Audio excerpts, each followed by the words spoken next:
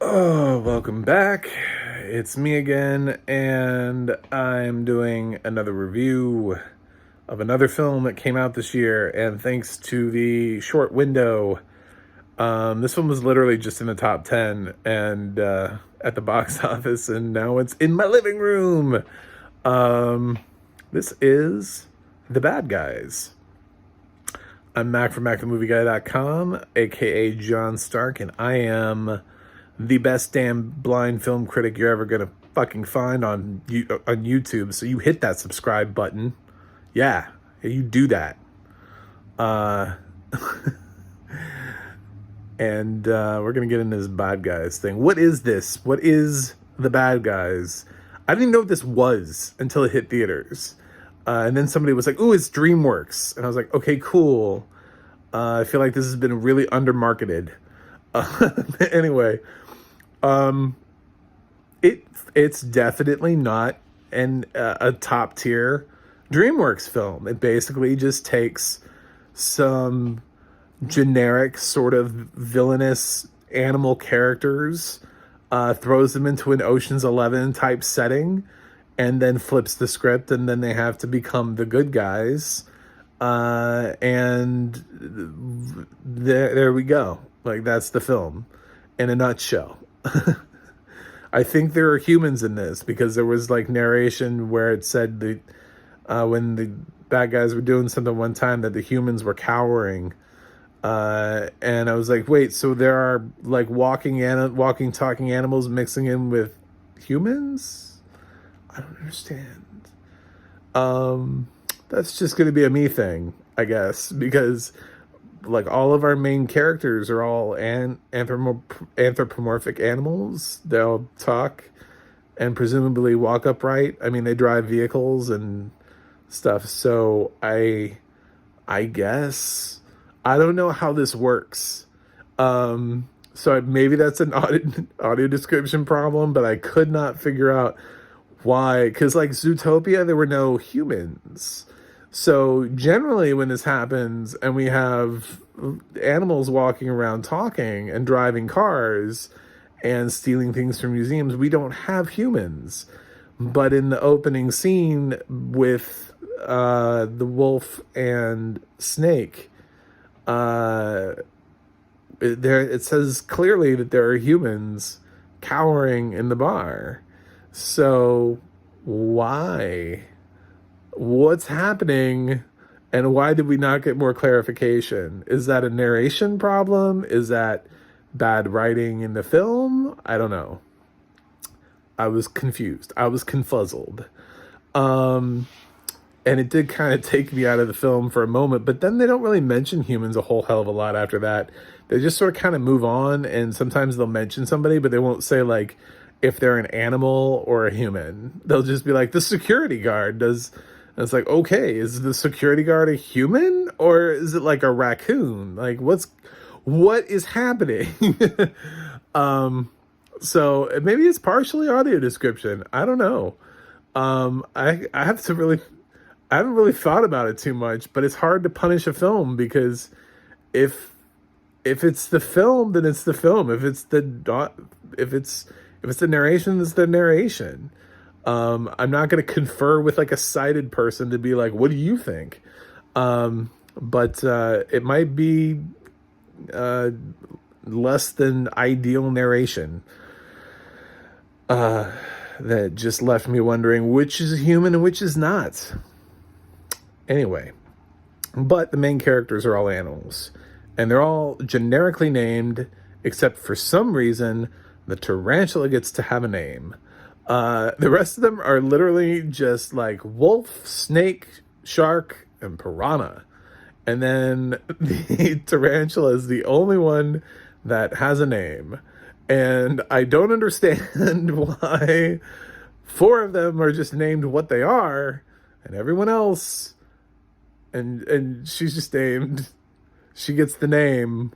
Other characters have names, like in the good guys world and other animals they interact with. So are they the only wolf, shark, snake, and piranha out there? That's weird. I also thought it was a weird choice to have two fish like out of water just walking around the whole episode. Like, how are they alive?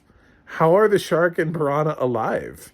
I would like to know that. I kind of envisioned that maybe like the piranha was in a goldfish bowl, like the fish in American Dad, but no, I think he's just walking around. Cool. I know I'm overthinking this. This film is supposed to be made for kids, and you know what? It's fine. It's a fine film. It just happens to be a lower tier DreamWorks film. It's charming. It has a nice voice cast. The plot of the film follows beat for beat decently enough. It's got a decent score to it. It did fine. It just has me with some questions, which is exactly why I can't say this is How to Train Your Dragon or Shrek or Kung Fu Panda.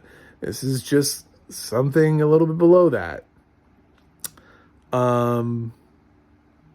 Yeah, this is like kind of how I felt about Madagascar films. I know people generally like those a little bit more, so people who love Madagascar are gonna look at me like I'm weird. But I always thought those were just kind of fluffy and fun, and I think The Bad Guys is just meant to be fluffy and fun and sell some tickets and people move on. I don't know if we're ever going to get a sequel, but then again, we got a crude sequel, so they made a sequel to Boss Baby. The movie didn't even make that much money. So maybe maybe we will get a sequel to this. I can't predict whether we will or not. I don't know if it has the best audio description.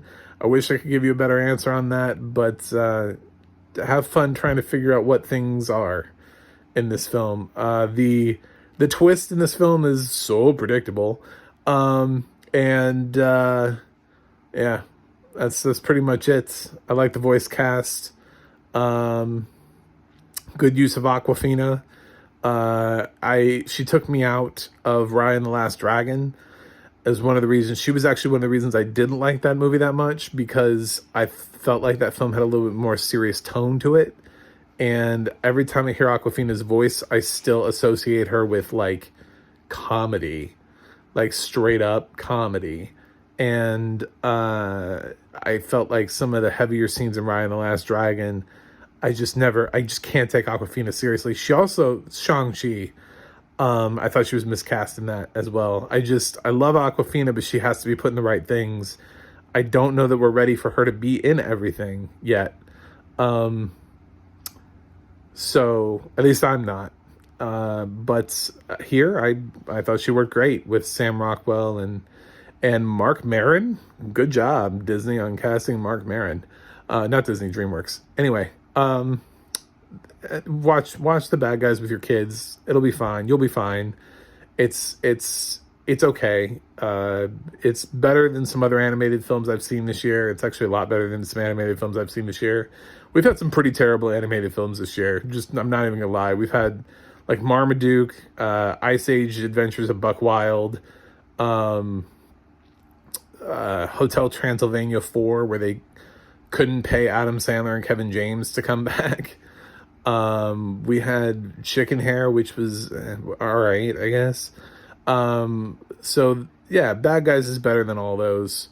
Actually, I'd rather see Bad Guys again than see Turning Red.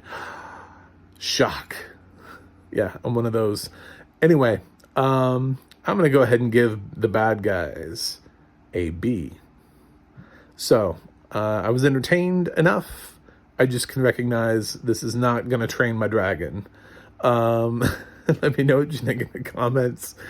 Like and subscribe. MacTheMovieGuy.com. The Audio Description Project, and the adna.org are websites you can check out. And that is it for me on my Bad Guys review, which is on Peacock, at least for a little while. Catch it while it's there before it drifts away, and then you have to try to track it down again. That's it. I'm out.